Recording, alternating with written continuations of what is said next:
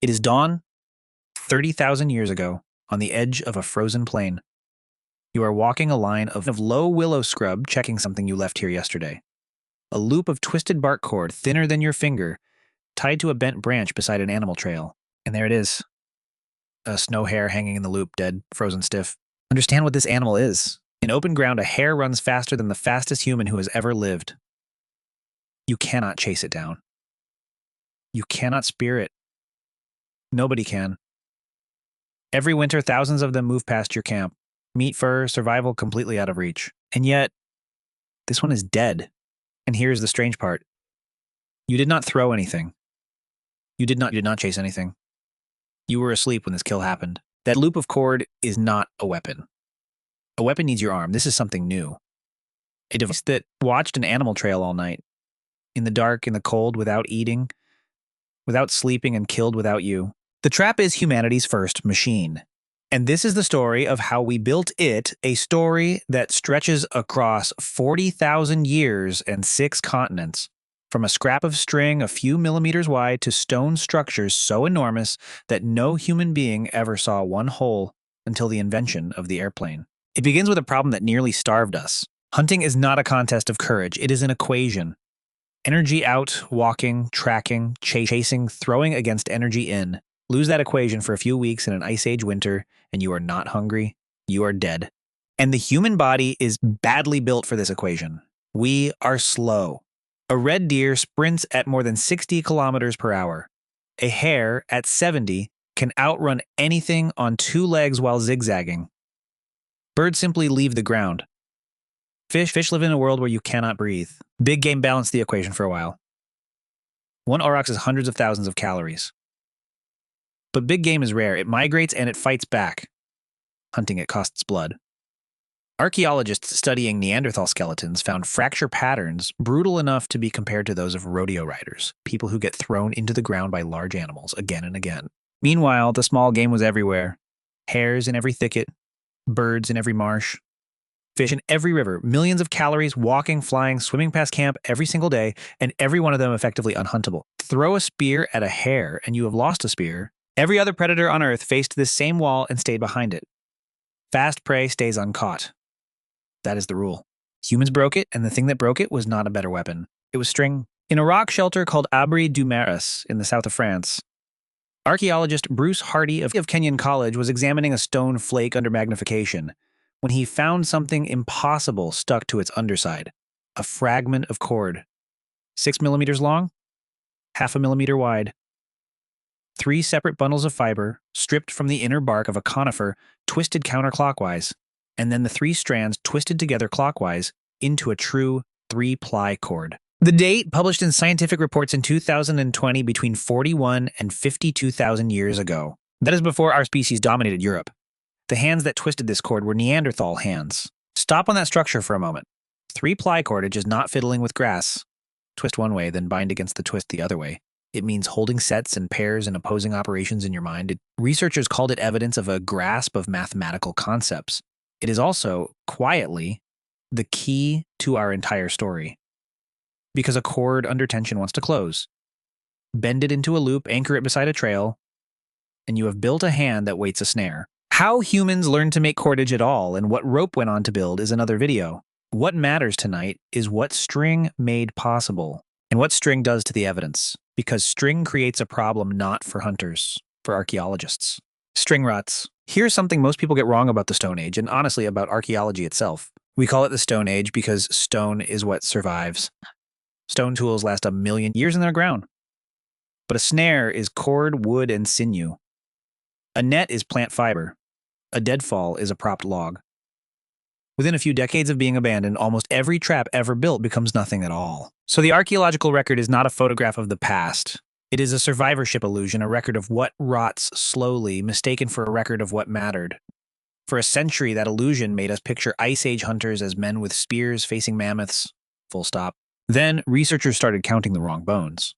At upper Paleolithic sites across Europe, the refuse heaps are full of hares, foxes, ptarmigan, thousands upon thousands of small, fast animals. Try to explain that with spears. You cannot. Nobody spears a ptarmigan often enough to fill a midden with them. The bones are the shadow of a technology that vanished. Snares by the hundred, checked daily, worked like a harvest. The traps are gone, the bones remember them. And once in a very long while, the vanished technology left something better than a shadow. It left a fingerprint pressed into clay. At Dolní Věstonice and Pavlov, two famous sites in the Czech Republic, Ice Age people did something unusual around 26,000 years ago. They fired clay. Mostly small figurines, including the oldest known ceramics on Earth. But some wet clay fragments picked up impressions from whatever they touched before the fire hardened them. In the 1990s, archaeologists Olga Soffer and James Adavasio put those fragments under the microscope and found the impossible. The imprint of woven fiber, twined textiles, basketry, cordage. And among the weaves, patterns consistent with knotted netting 26,000 years old, the oldest evidence of its kind anywhere in the world.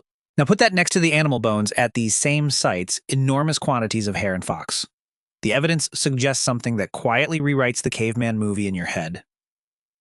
Communal net hunting, and a net drive is not a young man's contest. Ethnographic accounts of net hunts from the Congo to the Great Basin show everyone participating, women driving game, children shouting the line forward, elders working the nets. If Ice Age Europe hunted this way, then man the hunter was never the whole picture. The hunt was a village-wide machine, and the net was its engine. Nets worked on land. Then someone pointed them at the water, and water, it turns out, is where traps become immortal. In the autumn of 1913, a Finnish farmer named Antti Virolainen was digging a drainage ditch through a bog on the Karelian Isthmus when his spade started turning up worked bone and stone.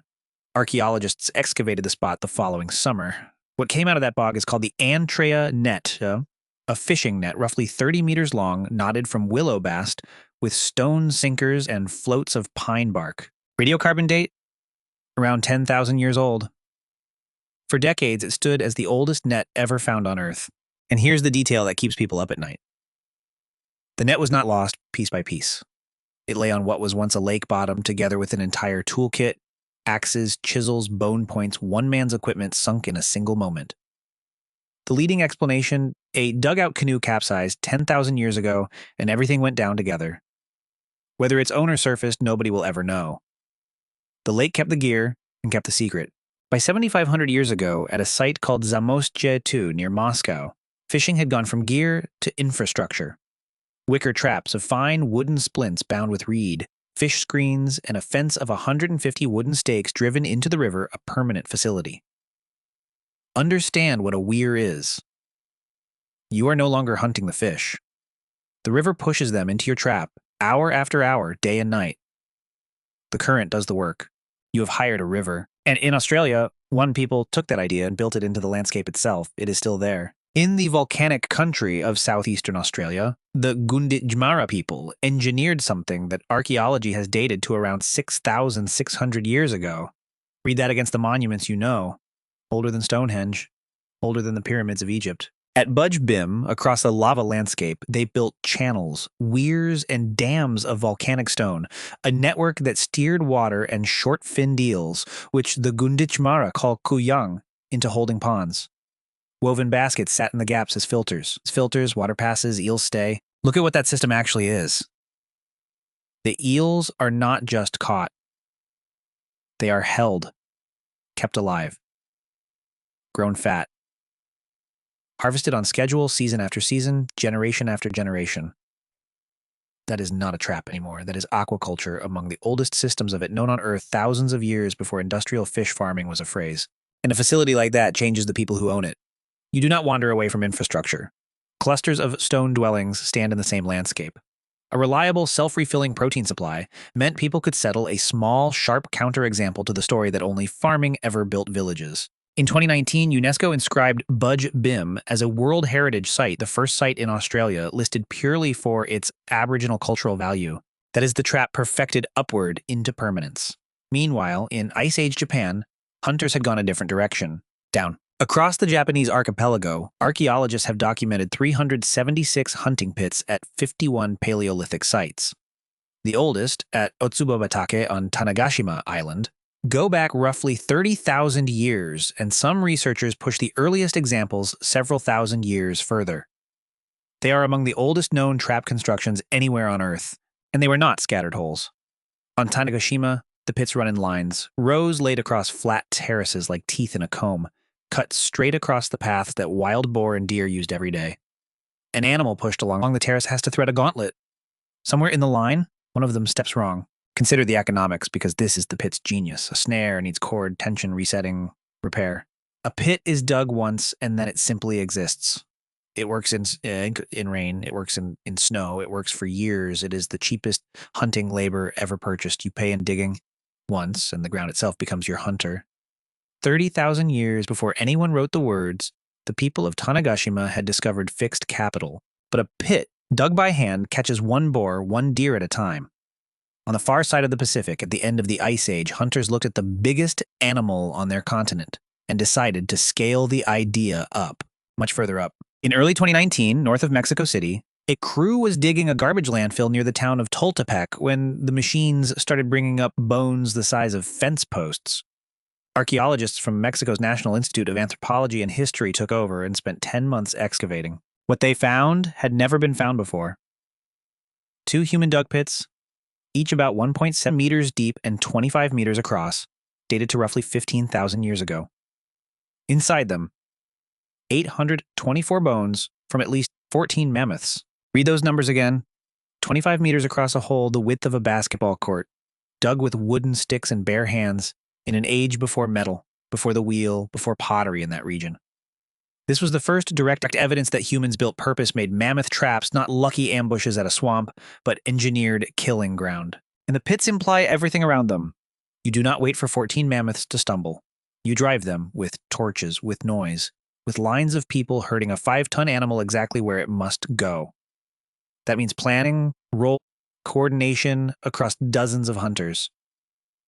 The comfortable old picture of Ice Age people timidly scavenging giants dies in these pits. What no one can answer is the question the pits keep asking. How many people stood in that line? Who commanded? How was the meat divided? The bones say only. It worked. But if you want more than a herd, if you want every herd, you do not dig down. You build walls. Here is the second thing most people get wrong. Say the word trap and your brain shows you a Hollywood image. A hidden pit, sharpened stakes, a covering of leaves.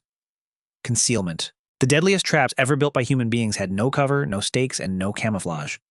You could see them from a kilometer away. That was fine because they were not built to fool the animal's eyes. They were built to use them.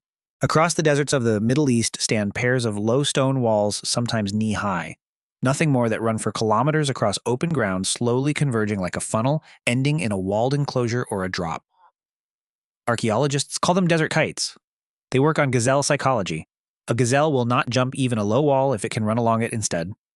The herd hits the wide mouth of the funnel, flows along the barriers exactly as its instincts insist, and delivers itself, at full speed into the killing pen at the point. No trigger, no mechanism. The trap is geometry, aimed at the inside of an animal's mind. The same principle ran on other continents. At Head Smashed In Buffalo Jump in Alberta, Canada, hunters used drive lanes marked by stone cairns to steer bison herds toward a cliff and used them for roughly 6,000 years. Structures this size should have been famous for centuries. Instead, they were practically invisible. Until the airplane. In the 1920s, Royal Air Force pilots flying mail routes over the deserts of the Middle East looked down and saw something nobody on the ground had ever seen. Enormous stone outlines splayed across the desert floor with long, trailing lines, shapes that reminded them of kites on strings. The name stuck. Here's the paradox. From the ground, a desert kite is nothing. A knee-high line of rocks wandering over a ridge. Bedouin had camped beside them for centuries. Travelers had stepped over them. The structures were simply too large to perceive from inside the first human constructions whose true shape existed only from above. Then came satellites, and the invisible became countable. Since 2011, an international research effort called the Global Kites Project has scoured satellite imagery, and the count now stands at over 6,700 kites, scattered across a band of the earth stretching from Arabia and Jordan all the way to Uzbekistan, a single hunting technology, repeated across thousands of kilometers, on a scale nobody had suspected as late as your grandparents' lifetime. Aerial photography, spy satellite archives, machine mapping, it took the full modern toolkit just to see what Neolithic hunters had built. And then, in 2023, archaeologists announced something stranger than the kites themselves. The builders had left blueprints. At a site called Jabal al-Khashabiyeh in Jordan, researchers excavating a kite builder's camp found a limestone slab about 80 centimeters long, covered in careful engraved lines. At Jabal az-Ziliyat in Saudi Arabia, they found another. When the team compared the engravings to the actual desert kites nearby, the lines matched the funnels, the enclosures, the trailing walls laid out in proportion. One engraving corresponds to a real kite at a scale of roughly 1 to 425. Published in PLOS One in 2023, these are the oldest known to scale plans of any human structure 8 to 9,000 years old. Older than writing by millennia, older than the wheel, the oldest architecture humans ever drew, and what they drew was a trap. Now sit with the mystery inside that slab. A kite is kilometers long. No builder ever saw one hole, no hill is high enough, and flight was 9,000 years away. Yet someone stood at a ground level and engraved the structure from above, in proportion, from a viewpoint that did not exist. That is a mind performing pure spatial abstraction, holding a bird's eye world it had never seen thousands of years before maps.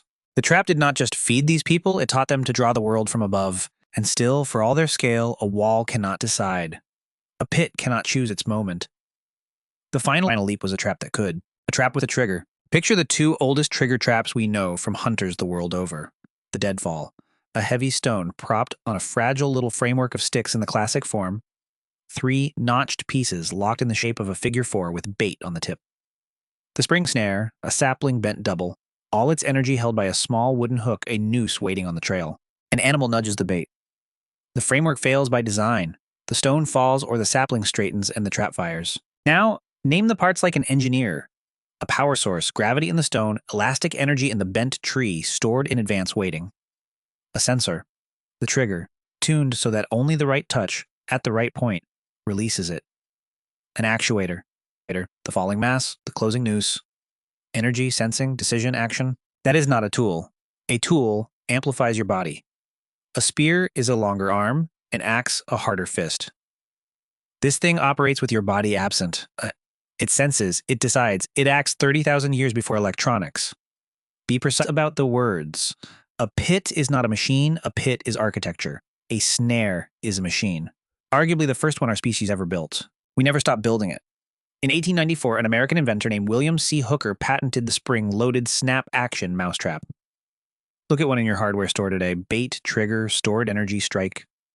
Ice Age logic in stamped steel, essentially unimproved for 130 years. And machines that hunt alone raise a question no spear ever raised. Whose kill is it? A spear kill answers the question itself. The meat belongs to the arm that threw, but a trap kills at midnight with nobody there. When you arrive at dawn, how does anyone know that hair is yours? Only one way? Everyone has agreed in advance that this trap, this bent sapling, this stretch of trail is yours. The moment two hunters honor that agreement, something new exists in the world, recognized ownership of a productive thing. And everywhere ethnographers have looked, trapping cultures carry exactly this law. Across the boreal forests of North America, trapping families held recognized trap lines, routes handed down for generations, trespass treated as real theft. In the Arctic, a fox trap's take belonged to the trap's owner, found by whoever. At Budj Bim, specific families held specific weirs and channels down the generations. None of this is written law. All of it is property. Here is the claim, and it is worth arguing about in the comments. The trap was humanity's first capital. The spear fed you today.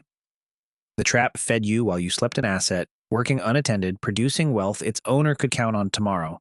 Long before the first field was planted, long before the first coin was struck, a snare line in the dark was already teaching humans the strange idea that a thing can work for you. Not the farm, the trap line. And capital? Once invented scales. The last thing everyone gets wrong is what happened when it scaled too far. Here's the final myth. That the bow made the trap obsolete, that traps were a stopgap until real weapons arrived. The record says the opposite. The desert kites reached their peak in the Neolithic, and after alongside farming and herding, when humans supposedly no longer needed to hunt at all. The trap did not fade with civilization. Civilization industrialized it. And we have the crime scene. At Tel Quran, in the Kabur Basin of northeastern Syria, archaeologists excavated a deposit of 2,631 gazelle bones, the remains of at least 93 Persian gazelle, killed and butchered together around 5,300 years ago. Juveniles, young adults, old animals, The age profile of an entire wild herd, erased in one event. Nearly 50 desert kites stand in the surrounding basin. A herd hit the funnel, and the funnel took everything. Now the detail that turns this dark. By that date, these people had livestock, sheep and goats in pens. They did not need 93 gazelle. A 2011 study in the Proceedings of the National Academy of Sciences connected mass kite kills like this one to the extirpation of Persian gazelle across the northern Levant. The animal was effectively wiped from the region. An automated harvesting system running past its purpose, consuming the resource it was built on. We have a modern name for that. We call it an automation crisis, and the first one was built of knee-high stones 5,000 years ago. So when did the age of the traps end? Look around, it didn't. Every lobster dinner ever served came out of a funnel trap, a pot with a one-way throat. The weir's logic shrunk to a cage, its design essentially unchanged for centuries. Fish weirs still stand and still fish. Hooker's mousetrap still sells by the million. But the trap's real conquest is not on the seafloor. Somewhere this week you walked into a funnel, a free trial narrowing toward a subscription, an app with a one-way throat, a notification engineered as baited trigger, stored attention, released on cue. Marketers literally call it a funnel. They rebuilt the desert kite, and the herd moving through the walls is us. Because that was never really a hunting trick. It was an idea, the biggest one our species had before agriculture. That your intent can be stored in a device, and the device can act when you are gone. Patience made external. Will running unattended, every automated thing in your life, the thermostat, the standing order, the code that wakes while you sleep descends from that idea. So go back to the frozen plain 30,000 years ago. Dawn. The willow line. The loop of 3-ply cord twisted by hands that understood tension and release. The hair that was faster than any human alive hanging still. Tonight, you will sleep. And somewhere, something you set an order placed, an alert armed, a line in the water will keep working in the dark. The snare closed 30,000 years ago. It never opened again.